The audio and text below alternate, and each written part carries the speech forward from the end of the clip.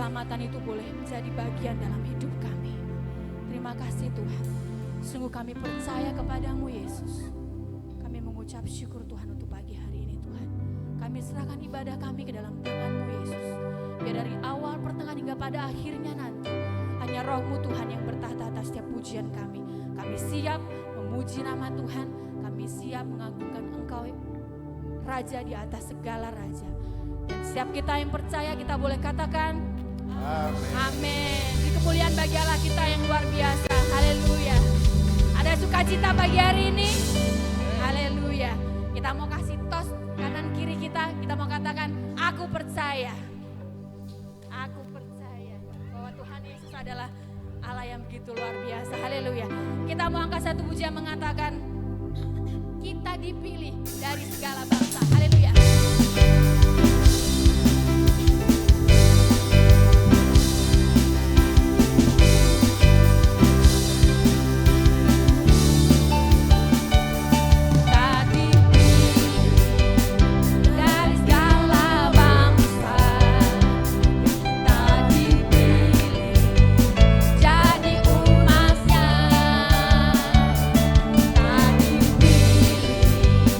Dan disudutkannya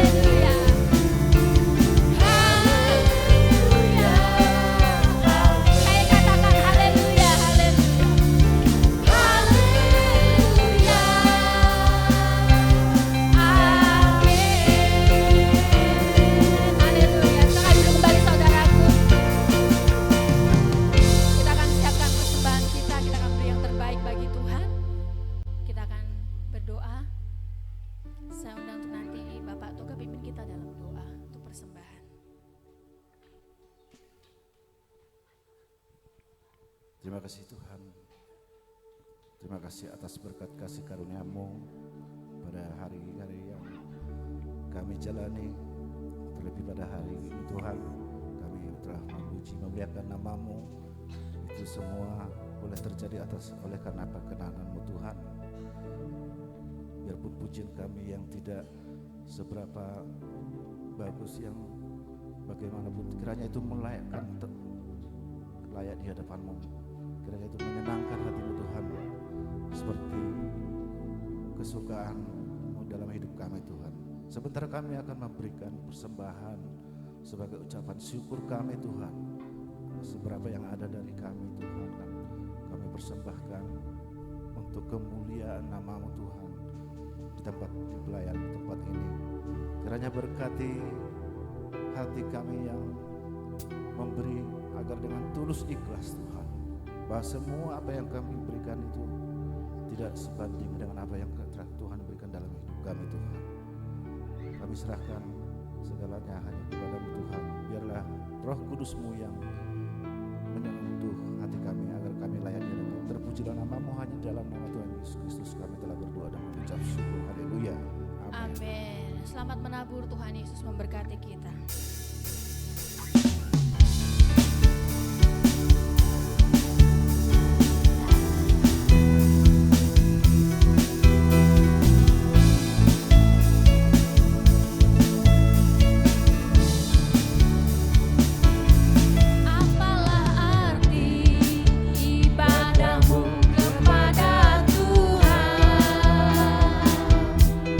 Bila tiada relasi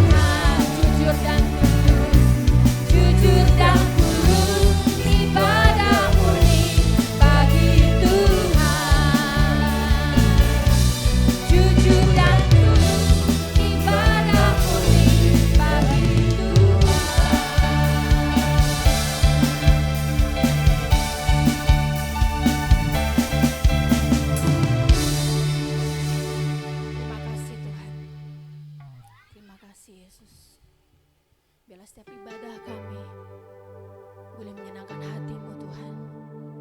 Kami tahu Kau melihat isi hati kami Bapa. Kami membuka hati kami Tuhan. Untuk kami siap ditaburi perkataan firman Tuhan. Dan ajari kami untuk melakukannya Tuhan dalam hidup kami.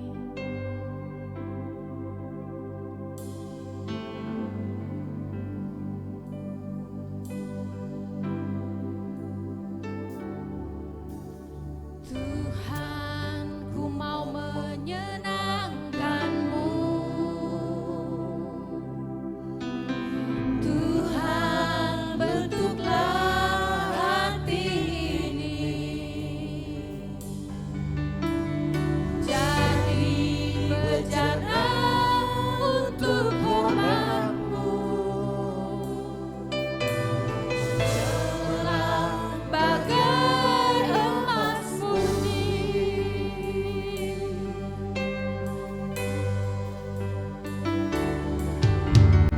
Tuhan, ku serahkan hidupku. Semua ku berikan padamu. Kuduskan hingga kudus selalu. Agar aku menyenangkan, katakan menyenangkan-Mu, menyenangkan-Mu, senangkan-Mu. Hanya itu kerinduanku. Menyenangkan-Mu, senangkan hatimu. Hanya itu kerinduanku. Katakan ku mau menyenangkan-Mu. Menyenangkan-Mu, senangkan-Mu. Hanya itu kerinduanku. Menyenangkan-Mu, senangkan hatimu. Hanya itu kerinduanku. Sekali katakan menyenangkan Tuhan. Menyenangkan-Mu, senangkan-Mu. Hanya itu kerinduanku. Menyenangkan-Mu, senangkan hatimu. Hanya itu kerinduanku. Hanya itu kerinduanku. Hanya itu kerinduanku. Hanya itu kerinduanku. Hanya itu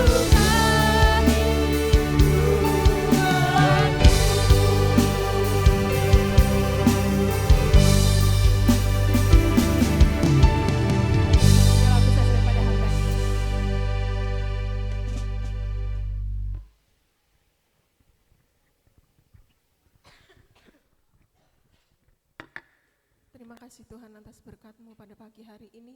Engkau sudah mengurapi kami, Engkau sudah melayakkan kami untuk memuji dan membesarkan nama-Mu. Tuhan, tiba saatnya kami akan mendengarkan sabda dan firman-Mu. Biarlah firman-Mu tertanam dalam hati kami sebagai pelaku-pelaku firman-Mu. Tuhan, layakkan hamba-Mu yang sebentar mau menyampaikan firman-Mu. Tuhan, urapi, sucikan, kuduskan. Terima kasih Tuhan, kami serahkan jalannya firman-Mu ini ke dalam tangan-Mu. Di dalam nama Tuhan Yesus Kristus. Haleluya. Amin. Amin. Silakan duduk Bapak Ibu. Shalom. Ya, selamat pagi. Kita sudah menaikkan pujian syukur kita di hadapan Tuhan. Tiba saatnya kita akan siapkan hati untuk ditaburi dengan benih firman-Nya. Mari kita duduk diam seperti Maria, ya, yang siap untuk menerima kebenaran firman Tuhan. Pagi ini saya masih melanjutkan, ya, jadi karena memang apa yang saya sampaikan itu saya pengen seri gitu ya, jadi supaya Bapak Ibu juga nanti tahu, ya, mengerti, bisa mendapatkan sesuatu untuk kita bisa jadikan pegangan hidup kita sepanjang hidup kita mengiring Tuhan. Ya, Bapak Ibu yang dikasihi Tuhan, pagi hari ini saya masih melanjutkan tentang buah. Ya, tentang buah. Ketika Bapak Ibu menanam satu benih pohon buah begitu ya, entah itu di pekarangan, entah itu di halaman, entah itu di mana ya. Ya, kita merawat dengan baik, yang kita nantikan ya, yang kita nantikan adalah apa? Buah. Amin ya. Jadi kita pasti yang kita tunggu buahnya.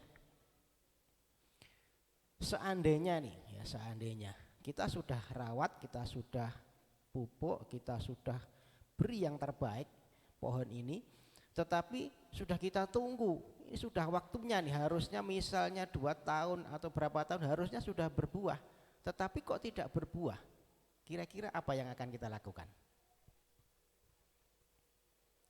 Ya, kira-kira apa? Tebang. Ya, ada yang berkata tebang aja Pak, tebang saja Pak, Raguno ngebek inggon misalnya gitu ya. Cuma makan tempat. Nih, ada yang begitu, tapi ada juga eman-eman wis ben gue eyup ya.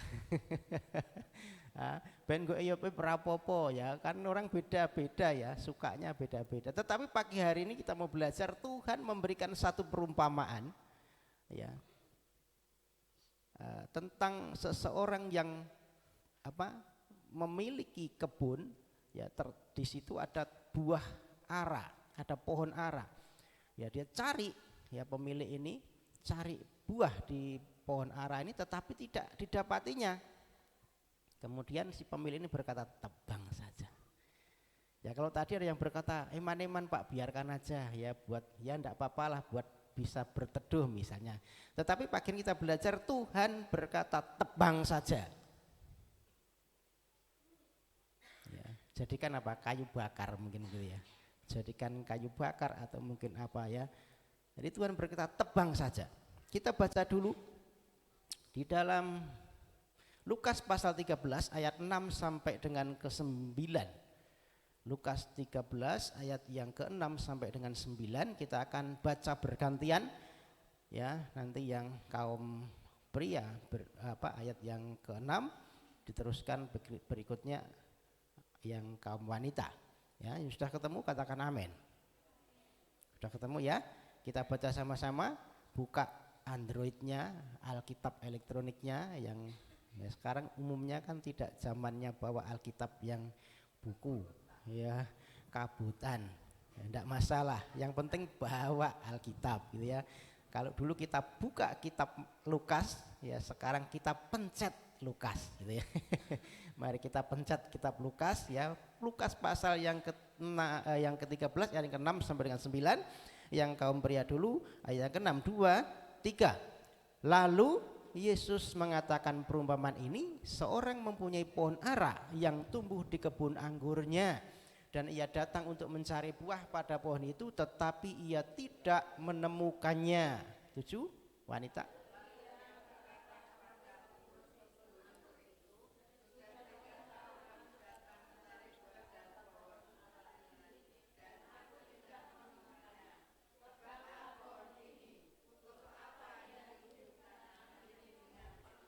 Ayat 8, jawab orang itu, Tuan, biarkanlah dia tumbuh tahun ini lagi.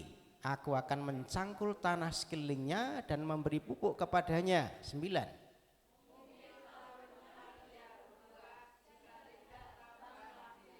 Ya, jadi pagi ini jelas Tuhan cari buah. Yang dicari apa, Bu? Buah. Kalau tidak didapati apa? Tebang saja. Ya, tebang saja. Ya, jadi Yesus ini memberikan satu perumpamaan. Perumpamaan bahwa pohon ara ini kalau tidak memberikan buah, ya karena pohon ara ini pohon buah. Ya, bukan pohon untuk kayu bakar, bukan, tetapi pohon buah. Ya, yang ditunggu itu buahnya. Kalau tidak didapati ini maka ditebang. Ya, tadi berkata ini cuma istilahnya makan tempat, percuma saja dia dari tanah ini gitu ya. Maka tebang saja. Ya, jadi Bapak Ibu yang dikasih Tuhan, Tuhan Yesus memberikan perumpamaan ini bukan istilahnya tanpa sebab. Ya bukan tanpa sebab. Jadi ini ada latar belakangnya, ada sesuatu yang mendasari sehingga Tuhan mesti menyampaikan sesuatu dengan perumpamaan ini. Jadi bukan cuman mendadak gitu ya. Tiba-tiba Tuhan pengen berkata tentang pohon ara gitu, enggak. Ada satu hal yang mendasarinya. Jadi kita belajar ya, kita pagi ini sedikit belajar tentang pemahaman Alkitab. Jadi kalau kita membaca di ayat pertama, di ayat-ayat awal pasal 13 ayat pertama itu ya, ini ada latar belakangnya. Jadi penyebabnya kenapa Tuhan mesti ngomong perumpamaan ini ya. Di situ disebutkan pada waktu itu, ya yang pertama ya, pada waktu itu datanglah kepada Yesus beberapa orang yang membawa kabar tentang orang-orang Galilea yang darahnya dicampur Pilatus dengan darah kurban yang mereka persembahkan. Lanjutnya ayat 2-nya, Yesus menjawab mereka, sangkamu orang-orang Galilea ini lebih besar dosanya daripada dosa semua orang Galilea yang lain karena mereka mengalami nasib itu? Tidak, kataku kepadamu, tetapi jika kamu tidak bertobat, kamu semua akan binasa atas cara demikian. Jadi ceritanya ketika Tuhan Yesus mengajar, tiba-tiba ada orang Galilea disebutkan tadi ya, orang Galilea datang sama Tuhan, ya dia memberi kabar kepada Yesus apa? Ada orang-orang Galilea yang darahnya dicampur Pilatus dengan darah kurban yang mereka persembahkan. Jadi ada orang Galilea ya, orang Galilea yang mempersembahkan, anggap aja ibadah sama seperti kita gitu ya. Ini ibadah, mempersembahkan sesuatu di bait Allah. Kemudian sama Pilatus ini dibunuh. Ada pembantaian gitu ya. Jadi orang lagi ibadah, orang lagi memberikan kurban, dibantai sama Pilatus. Darahnya ini dicampur dengan darah persembahan, darah kurban persembahan. Jadi mungkin dia sembelih kerbau, sembelih sapi dan lain sebagainya gitu. Darahnya dicampur dengan darah persembahan ini. Sadis. Ya ini dasar awalnya, latar belakangnya ini. Ya. Nah Tuhan, ada orang memberi tahu kepada Tuhan Yesus begitu. Ini begitu sadis, istilahnya ya mungkin kalau sekarang mungkin ya dibantai gitu ya. Orang lagi ibadah, tujuannya baik, mempersembahkan sesuatu buat Tuhan, tetapi dibantai oleh Pilatus, ya dibunuh dengan sadis. Nah, tetapi Yesus menjawab mereka, sangkamu orang-orang ini, orang Galilea ini lebih besar dosanya dari semua orang. Apa menurutmu orang-orang yang dibantai ini itu lebih besar dosanya dari orang-orang Galilea yang lain? Ya. Terus Yesus menyambung begini, sesungguhnya kalau kamu tidak bertobat, kamu pun akan binasa ya dengan cara demikian. Jadi sebenarnya ini satu pernyataan jebakan ya, waktu itu ada orang-orang tertentu yang memang dia benci sama Tuhan Yesus, dia menjebak dengan satu pernyataan. Ada orang Galilea yang itu loh dibantai orang yang sedang beribadah. Ya Tuhan Yesus ya harus punya hikmat ketika menanggapi kasus ini. Tuhan Yesus itu kan orang Galilea. Ya, Tuhan Yesus itu orang Galilea. Jadi ketika waktu malam disalib, ya ketika Petrus menyangkal Yesus, ada seorang perempuan, "Hei, kamu kan juga pengikut Yesus orang Galilea itu," kan gitu ya. Mau disangkal, oh bukan gitu ya. Jadi Yesus ini orang Galilea. Jadi orang ini sedang memberitahukan bahwa itu loh kelompokmu, sekutumu atau ya orang-orang sebangsa lah ya, seras, sesuku mungkin begitu ya, dibantai sama Pilatus gitu ya.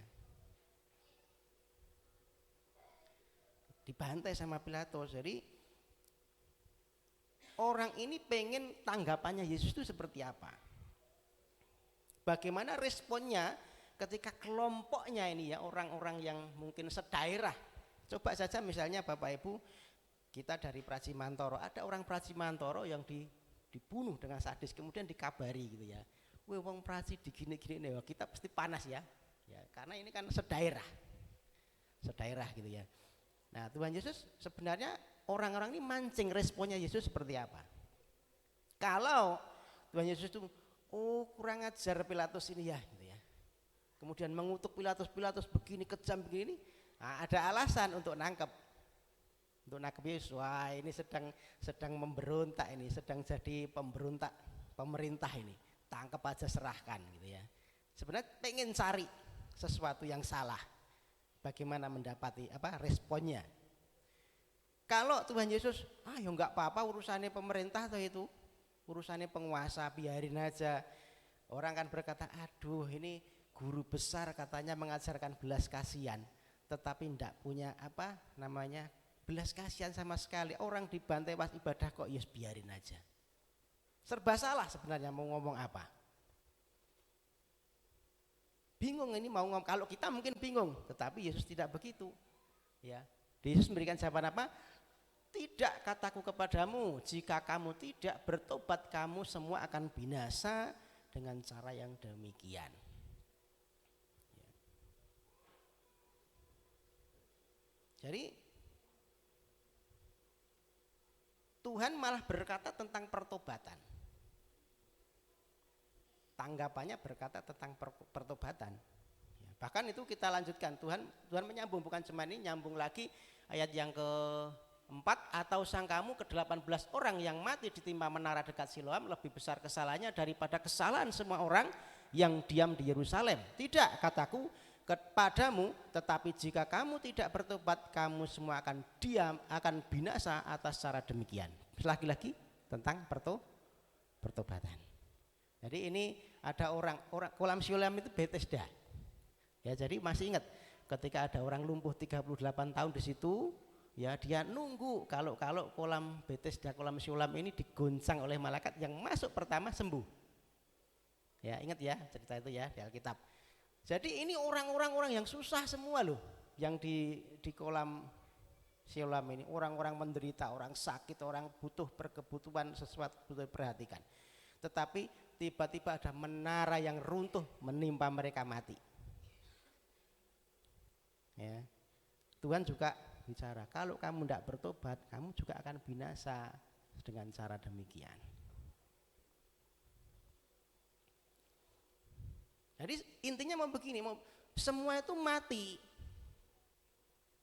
Orang itu pasti mati, ujung-ujungnya ya mati. Mau mati ditimpa menara, mau mati dibunuh, mau mati sakit, mau mati gimana, mati. Tidak usah dipedulikan lah tentang kematian, semua mengalami pasti. Tetapi yang paling celaka, yang perlu digarisbawahi, ya, kalau kamu mati dan matimu tidak bertobat,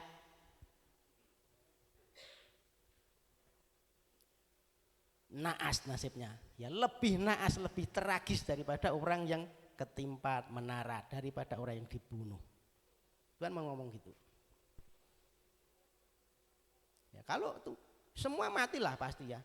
Nggak usah kita mau mati apa, mau mati sakit, mau mati dibunuh, mau mati kecelakaan, mau mati ini kecelakaan kan ditimpa menara, mati naik pesawat jatuh, ya, mau mati kena COVID. Ya. Tetapi yang perlu kita ngerti, celaka kalau kamu mati dan mati belum bertobat. Itu lebih celaka, lebih tragis, lebih naas. Kan seringkali kan orang membandingkan ya. Bahkan murid Tuhan Yesus kan juga begitu. Ketika ada orang buta, Tuhan, ini orang buta, ini yang dosa ini orang ini atau orang tuanya? Menghakimi ya. Murid Tuhan Yesus kan kata gitu. Tuhan berkata, bukan orang ini yang berdosa, bukan orang tuanya juga. Biar kemuliaan Tuhan dinyatakan kan gitu ya. Tuhan percaya begitu. Seringkali kan kita juga begitu. Ketika ada orang yang mengalami sesuatu yang tragis, mengalami sesuatu yang mungkin menganggap itu naas lah, sakno mungkin gitu ya, kasihan. Lalu kita menghakimi. Kuwi dosa apa wong iki gitu ya. Wong iki jane dosane apa gitu ya. Kok sampai tragis begitu, kok sampai naas begitu. Kemarin kan waktu wabah Covid masih ganas-ganasnya ya kan, banyak juga yang anak-anak Tuhan, pendeta, hamba Tuhan juga mati kena Covid. Saya punya teman di Solo, Pak siapa ya, dia merintis satu gereja. Ini hamba Tuhan yang saya berkata ini sangat luar biasa. Tidak semua hamba Tuhan mau begitu gitu ya. Jadi waktu Covid dia tuh masih terus menginjil di pedalaman-pedalaman Solo yang belum terjamah itu ya, di pinggir-pinggir kali ya, dia kabarkan Injil. Ya dia bukan melayani jemaat loh, tapi ngabarkan Injil. Sampai pada satu saat dia kena Covid ya, karena harusnya diem tapi dia kan ngabarkan terus, kena Covid mati. Saya kadang-kadang berpikir, saat bicara sama teman, aduh kasihan ya, ini orang luar biasa punya hati yang melayani begitu, Tuhan izinkan kena Covid mati. Ya. Kalau kita menghakimi, waduh ini dosa apa kan gitu ya.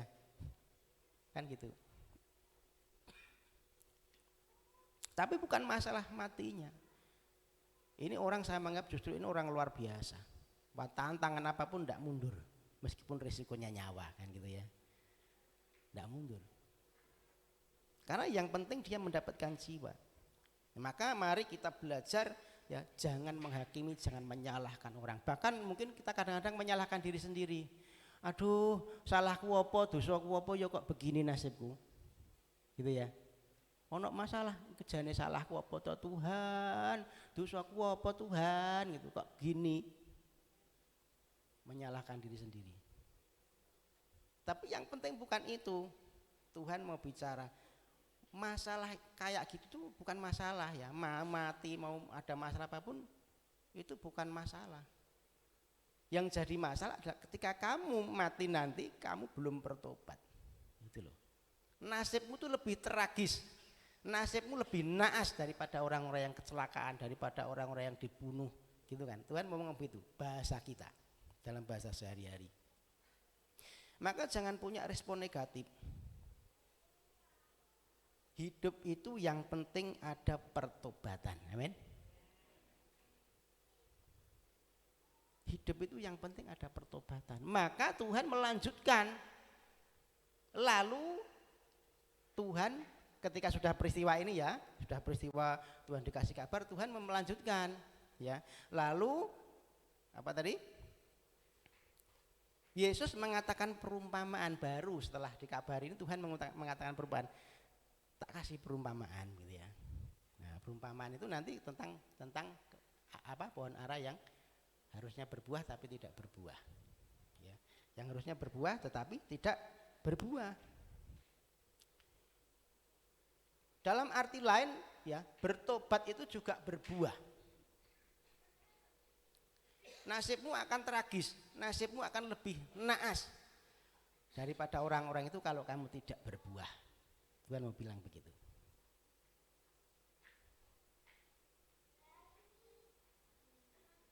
Kamu lebih celaka daripada orang-orang yang mati terbunuh itu kalau kamu tidak berbuah. Maka Tuhan melanjutkan dengan perumpamaan tadi, dengan pohon ara tadi yang tidak berbuah. Tadi disebutkan, lalu Yesus mengatakan perumpamaan ini, seorang mempunyai pohon ara yang tumbuh di kebun anggurnya dan ia datang untuk mencari buah pada pohon itu tetapi ia tidak menemukannya. Jadi pohon ara ini ditanam di kebun anggur. Di situ disebutkan pohon ara yang tumbuh di kebun anggur, dalam Indonesian Modern Bible itu ditanam. Jadi bukan cuma tumbuh liar, tetapi itu sengaja ditanam di situ. Ini aneh. Pohon ara itu biasanya tumbuh di pinggir jalan, ya, pinggir jalan atau mungkin ya di tempat-tempat yang lain lah. Tetapi ini di kebun anggur. Pohon ara ditanam di kebun anggur. Ini yang membuat berbeda. Pohon ara ini kan pohon buah ya, tadi sudah katakan. Kalau zaman sekarang dibudidayakan, ya dibudidayakan, ada kebun gitu ya, ada kebun. Karena buahnya ini memang bisa dijual, buahnya manis begitu. Tingginya itu bisa, daunnya lebat, tingginya bisa 12 meteran gitu ya, 12 meter. Dan yang menjadi keunikan, pohon ara ini bisa tumbuh di tempat-tempat yang berbatu. Jadi meskipun tempat itu tandus berbatu, dia bisa tumbuh dan bisa berbuah. Ya, bisa berbuah. Pohon ara ini legendaris ya. Pohon ara ini disebut di Alkitab kapan? ketika zaman Adam dan Hawa lari dari Tuhan ya, dia kedapatan merasa dirinya telanjang, kemudian lari, kemudian dia menyemat daun pohon ara. Jadi ini sudah ribuan tahun, legendaris gitu ya. Pohon yang sudah ada sejak zaman Kejadian. Zaman Adam dan Hawa sudah ada di situ. Ya. Jadi pohon ara ini yang mestinya tumbuh di tempat liar tetapi ditanam di kebun anggur, sesuatu yang spesial. Perhatiannya juga khusus. Bapak Ibu yang dikasihi Tuhan, pohon ara ini adalah lambang. Kita membaca firman Tuhan, membaca Alkitab ya. Pohon ara ini lambang Israel. Ya, selain pohon zaitun, selain buah anggur, pohon anggur ya, ada juga pohon ara. Ya, baca di Alkitab yaitu melambangkan Israel. Ya. Ditanam di kebun anggur, artinya itu dirawat, itu diberi pupuk, amin. Diperhatikan secara khusus, harusnya berbuah, betul. Yang namanya pohon ditanam di tempat kebun anggur itu pasti kebun yang baik lah, tanahnya pasti baik. Tetapi ya sudah dikasih pupuk, diperhatikan, dirawat sedemikian, tapi tidak berbuah. Harusnya itu menghasilkan, justru harusnya lebih daripada pohon ara yang di pinggir jalan. Harusnya begitu. Tetapi dalam perumpamaan ini didapati tidak berbuah. Diberi anugerah khusus, tetapi tidak didapati perubahan dalam hidupnya.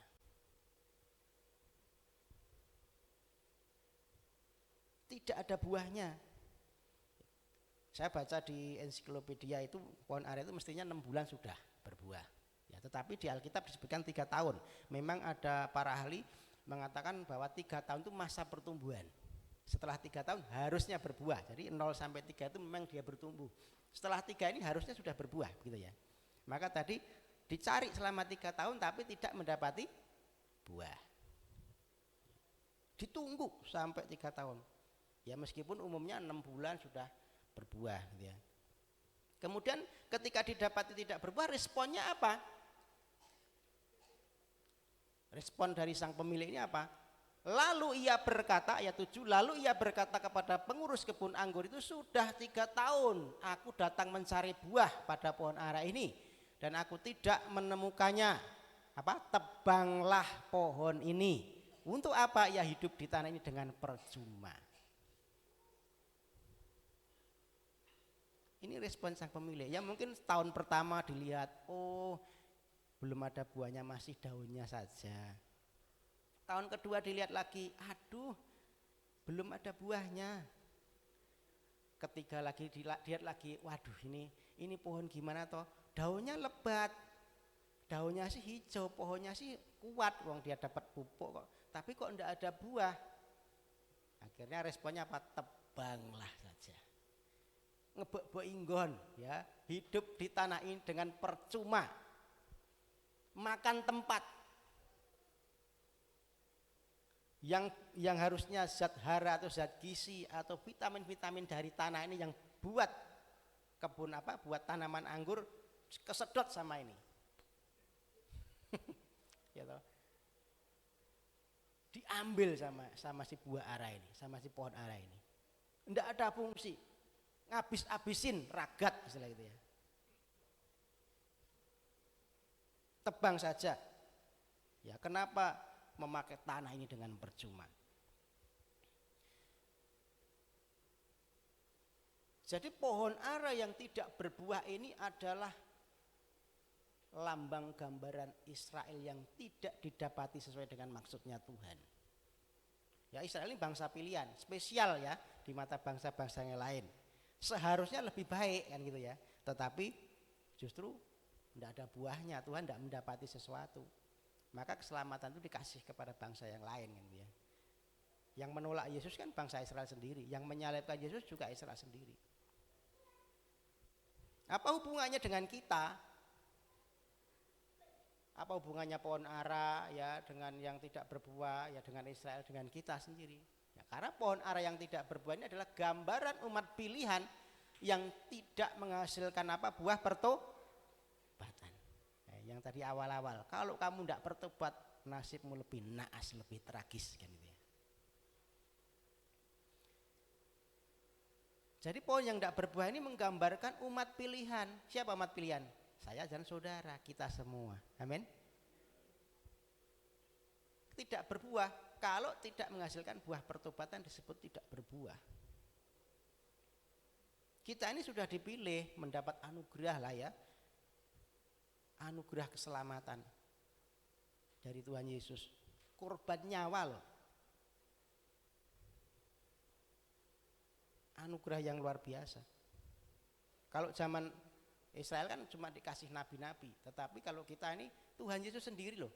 Allah mesti turun ke dunia. Buat siapa? Buat kita semua, buat saya dan saudara. Anugerah yang luar biasa. Maka seharusnya kita yang sudah dipilih, kita yang sudah mendapat anugerah ini berbuah lebih. Amin. Katakan berbuah lebih.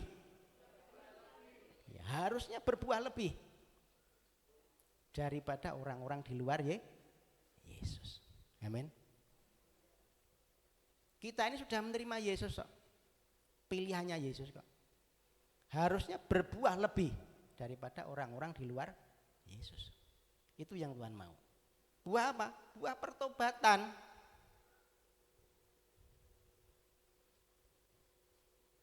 Kalau lebih itu bukan bicara materi ya Bapak Ibu ya. Jadi harus mesti lebih kaya. Oh enggak. Kalau ikut Yesus harus lebih kaya. Bukan itu. Berbuah lebih ini lebih kepada sikap kita. Katakan amin. Sikap kita sebagai umat Tuhan dengan yang di luar Tuhan. Ya. Bicara juga tutur kata kita, perkataan kita harus lebih baik daripada orang-orang di luar Yesus. Amin. Ojo esok dele sore tempe.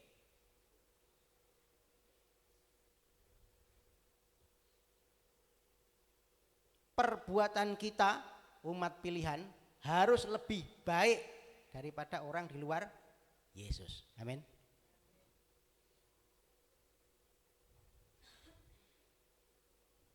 Pemikiran kita, ya, cara berpikir kita harus lebih baik daripada orang-orang di luar Yesus. Itu yang Tuhan mau.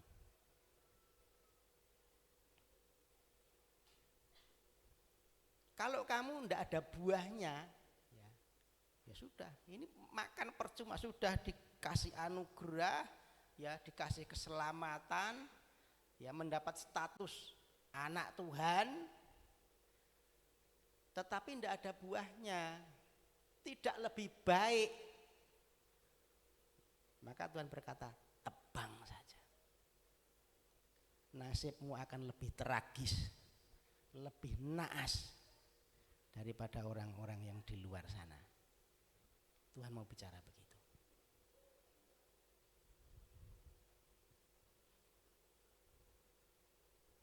Atau justru kita lebih buruk? Nah ini pertanyaannya. Aduh, tidak jadi terang, tidak jadi garam, tapi malah lebih naas, lebih buruk. Nah ini mesti kita introspeksi diri. Bukan berarti saya lebih baik. Ini juga teguran buat saya. Karena firman itu juga kepada yang ngomong, juga kepada pendengarnya. Yang pedang bermata dua. Jangan-jangan kita malah lebih buruk daripada orang-orang di luar sana. Jangan-jangan kita malah jadi batu sandungan. Jangan-jangan kita malah jadi omongan yang tidak baik.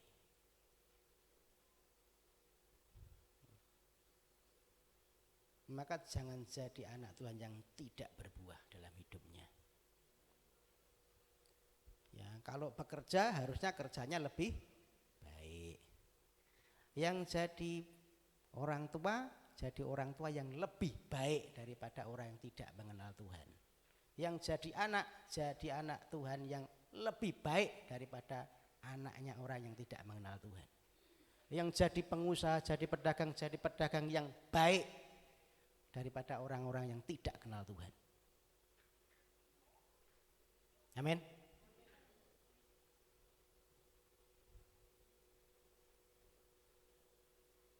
Itu buah yang Tuhan mau lihat, yang Tuhan mau rasakan dari hidup kita, yang Tuhan cari dari hidup kita. Jadi bukan cuma daun saja, daunnya rembuyuk hijau royo-royo, tapi gak ada buahnya. Orang mungkin, waduh ini pohon ini luar biasa ya, diberkati ya, daunnya itu loh hijau. Tapi ketika Tuhan cari buah, gak ono buah. Mengecewakan itu.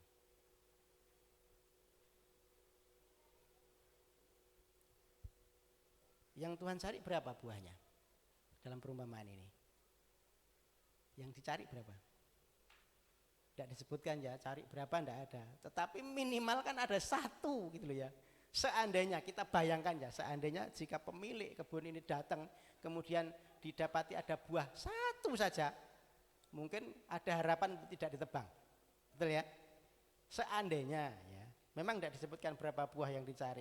Seandainya ono satu gitu aja, ada satu aja buah, masih ada harapan untuk tidak ditebang. Tapi tidak ada kok. Makanya buah roh itu disebut buah roh, bukan buah roh, buah roh. Jadi satu, meskipun ada 9 buah roh.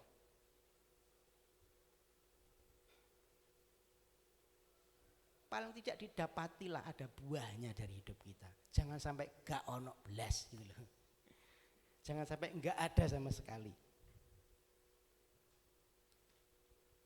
Meskipun begitu, Tuhan itu panjang sabar. Ya tidak seperti kita ya. Kalau kita mungkin sedikit-sedikit sudah waduh, tebang sajalah. Tidak ada gunanya. Tetapi ini gambaran bahwa Tuhan itu panjang sabar di ayat berikutnya. Ayat 8. Jawab orang itu, Tuhan, ya ini pengerjanya ya. Jawab orang itu, Tuhan, biarlah dia tumbuh tahun ini lagi. Aku akan mencangkul tanah sekelilingnya dan memberi pupuk kepadanya. Mungkin tahun depan ia berbuah, jika tidak tebanglah. Ada seorang pemilik, Tuhan yang sabar ya. Aku akan mencangkul, aku akan merawat 1 tahun ini lagi. Kalau enggak, sudahlah, terserah Tuhan, mau ditebang-tebang aja gitu ya. Ini bahasa kita ya. Ada anugerah kesempatan yang Tuhan beri. Masih ada kesempatan untuk kita bisa berbuah. Amin. Kalau kita sekarang bisa hadir, bisa dengar firman ini, kita bisa bernafas, kita dikasih sehat, artinya Tuhan masih kasih kesempatan untuk kita menghasilkan buah.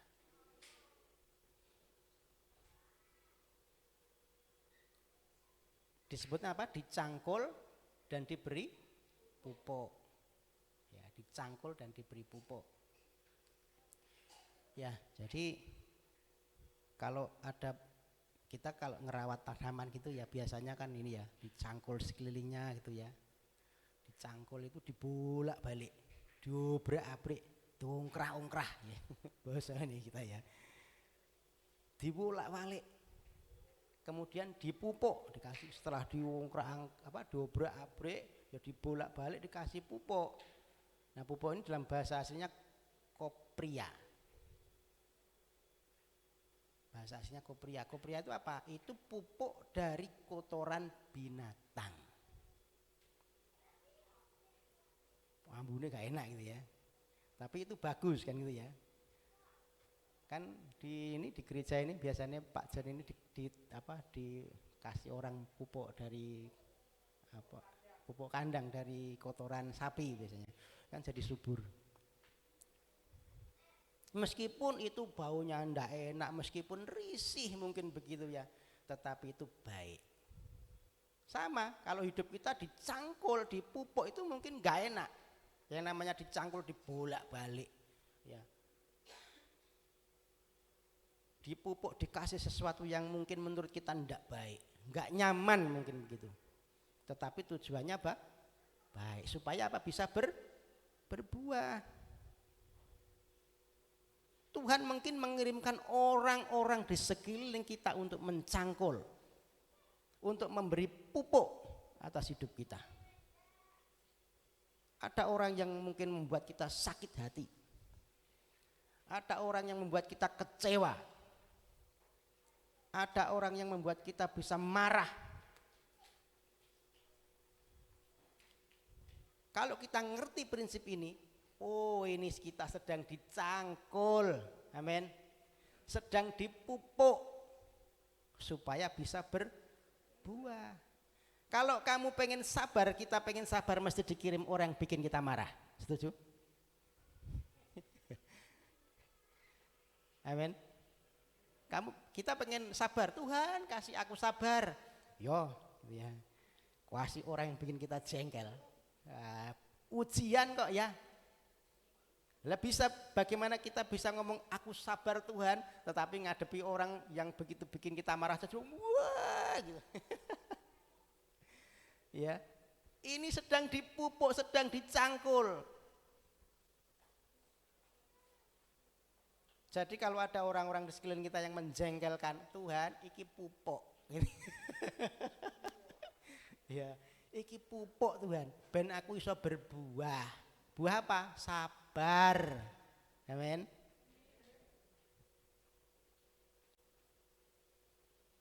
Ben aku bisa berbuah-buah apa? Bisa mengampuni. Enggak enak dipupuk, dicangkul ini.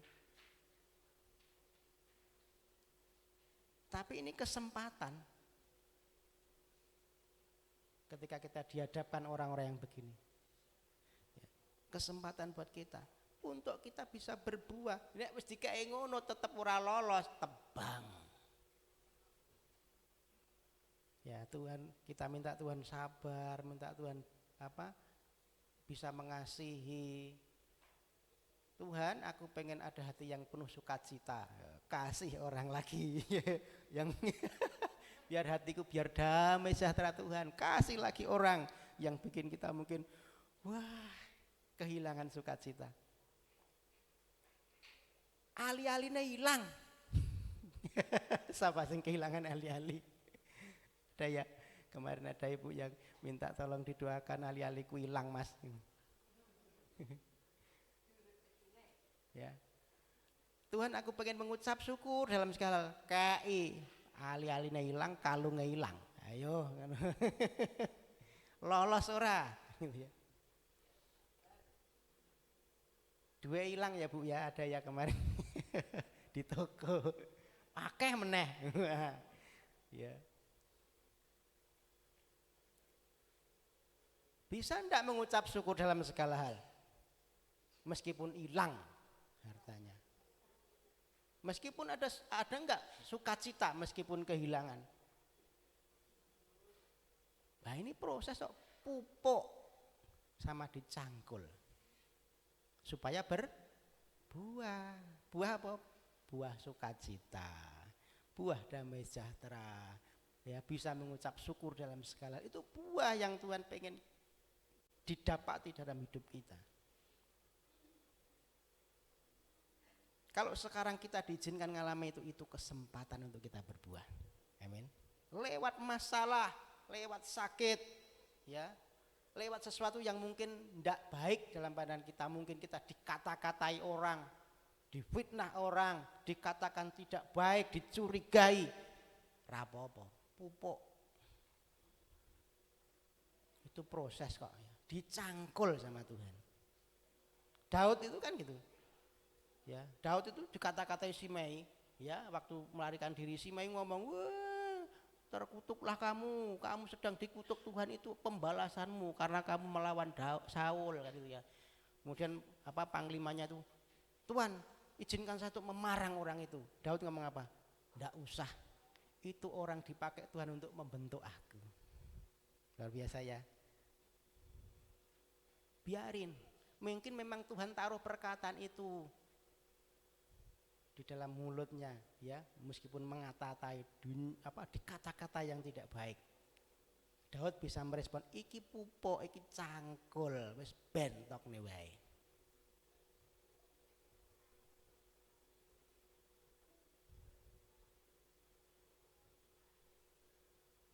Jadi mari kita lihat berapa lama kita jadi anak Tuhan. Berapa lama sejak kita dibaptis terima Tuhan Yesus sampai sekarang. Apakah baru 3 tahun atau sudah 10 tahun atau bahkan 20 tahun? Sudahkah didapati buahnya? Amin. Kalau enggak ya celaka. Celaka. Nasib kita lebih buruk, lebih tragis dari orang-orang di luar yang tadi disebutkan dibantai, yang tadi disebutkan ditimpa menara tadi ya. Lebih tragis dari itu kalau kita tidak didapati buah.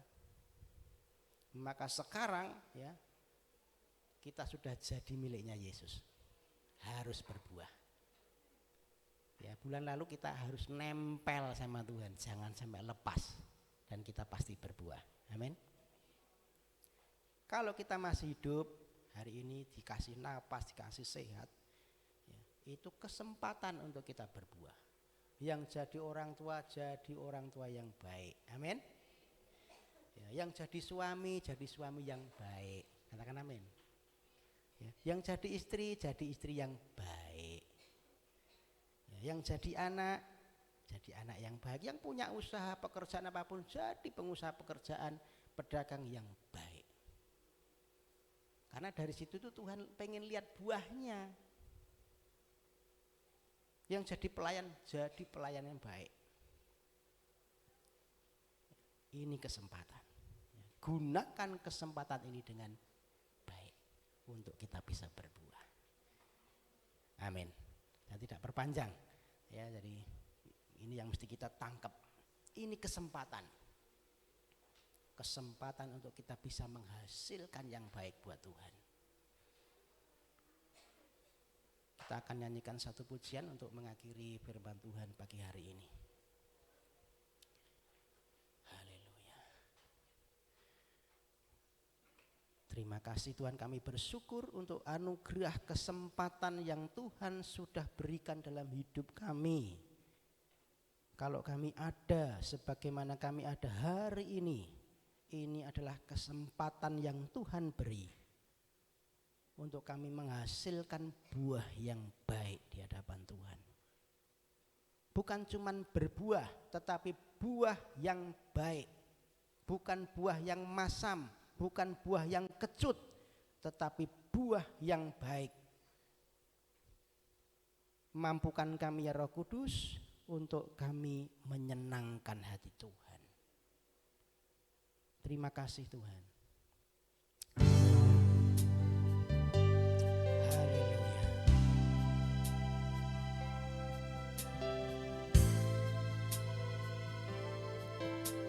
Tuhan, kami mau menyenangkan-Mu.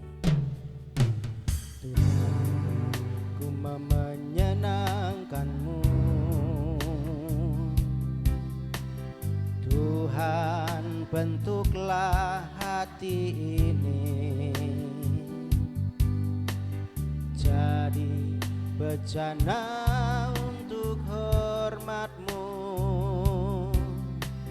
Cemerlang bagai emas murni. Tuhan ku serahkan, Tuhan ku serahkan hatiku. Semua ku berikan, semua ku berikan padamu. Kuduskan hingga kudus selalu, agar aku menyenangkan-Mu, menyenangkan-Mu, menyenangkan-Mu, senangkan-Mu.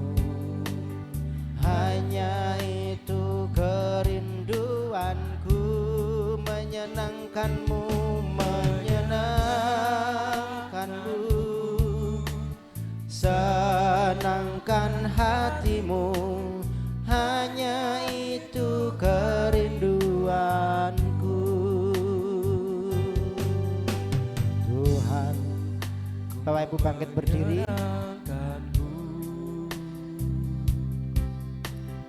Tuhan, bentuklah hati ini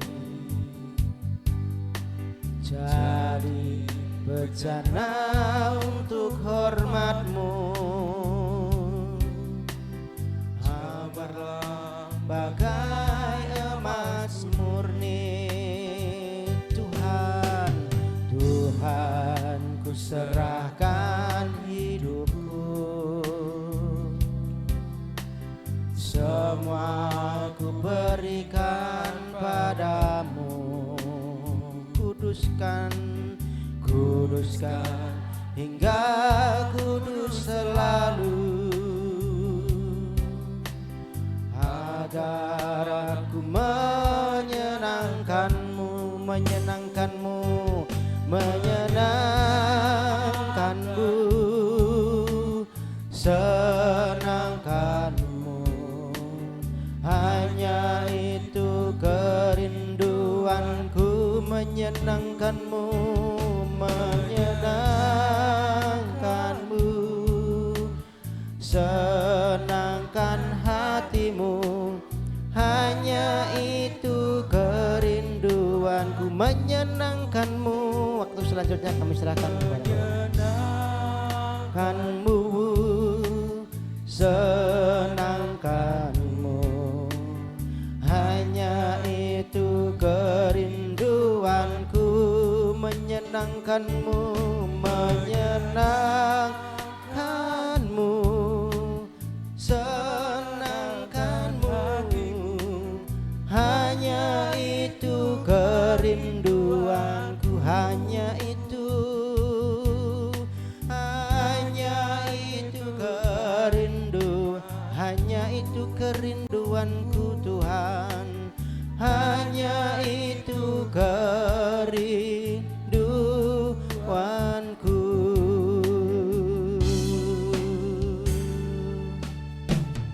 Tuhan, inilah hidup kami. Kami mau serahkan sepenuhnya ke dalam tangan Tuhan. Biar Engkau yang membentuk hidup kami, Engkau yang senantiasa menjadikan hidup kami lebih baik. Ketika Tuhan mengizinkan ada masalah, ada persoalan, ada sesuatu di sekeliling kami yang mungkin menurut kami itu tidak baik, tidak nyaman, tetapi biar kami meyakini itu membentuk hidup kami supaya kami bisa menyenangkan hati Tuhan. Bentuklah hidup kami sesuai dengan rencana-Mu. Bentuklah hidup kami menjadi bejana-Mu yang mempermuliakan nama Tuhan. Meteraikan firman-Mu pagi ini di hati setiap kami masing-masing. Mampukan setiap kami Tuhan untuk menerima firman kebenaran ini, sehingga kami makin hari makin diubahkan Tuhan menjadi serupa segambar dengan Engkau sendiri. Terpuji nama-Mu Bapa. Terima kasih. Kami menaikkan doa ini hanya di dalam nama Tuhan Yesus. Kami sudah berdoa, sama-sama katakan amin. Silakan duduk Bapak Ibu. Saya menyampaikan beberapa pengumuman untuk kita perhatikan sebagai jadwal ibadah kita satu pekan ke depan. Hari Rabu nanti ada ibadah doa di tempat ini jam 9 pagi sampai dengan selesai. Kemudian hari Kamis nanti ada komsel rumah tangga di tempatnya Bapak Susilo, ya.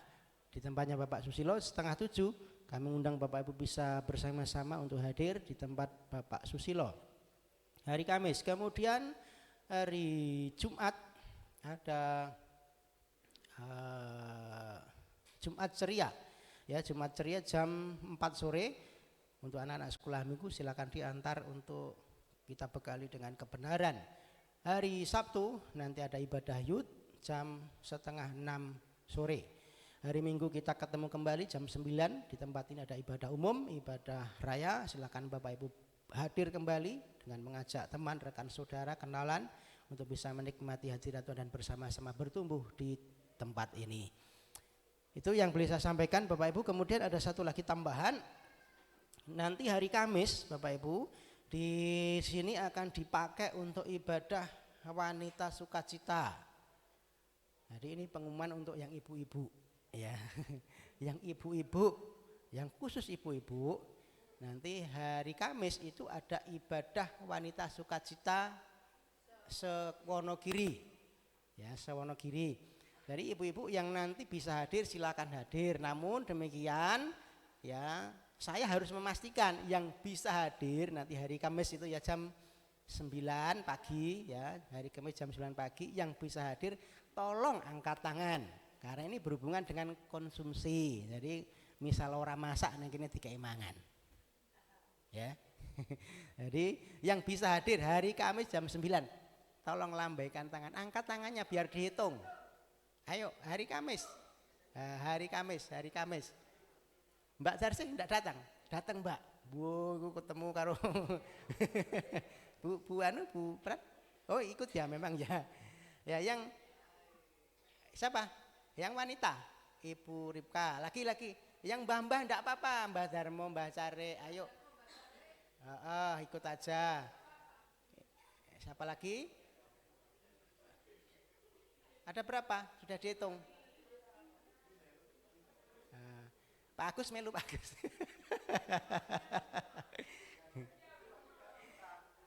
Ya apa? Yemima nanti datang kita live-nya ya. Yemima nanti kita live-nya. Nah nanti berapa sudah dihitung? Mbah Care, Mbak Ripka, siapa lagi tadi ya? Mbah Care, Bu Darmo. Ya sudah ya. Ya karena ini hubungannya dengan konsumsi ya, takutnya nanti teko ora kejatah konsumsi lah mesake gitu ya. Wis teko ngoyo-yo ora oleh mangan. Nah, mesake. Nah, ya toh. Jadi ini tujuannya supaya nanti tambahnya berapa? Karena kalau wanita sukacita itu sudah mungkin 30, sudah anggotanya mungkin 30 misalnya gitu kan, nanti ditambah yang mau ikut ini berapa kan gitu ya. Supaya nanti pas datang dapat berkat firman, dapat berkat makan gitu loh. Ya. Mbak Tarsi datang aja Mbak. Enggak apa-apa jam 9 pagi. Ya. Itu yang boleh saya sampaikan untuk hari Kamis ya, ibadah wanita sukacita tempat ini. Tuhan Yesus memberkati ya. Itu yang boleh saya sampaikan. Saya persilakan kepada Bapak Gembala untuk bisa menutup dalam doa berkat. Kita akhiri ibadah pagi hari ini. Silakan Bapak Ibu bangkit berdiri.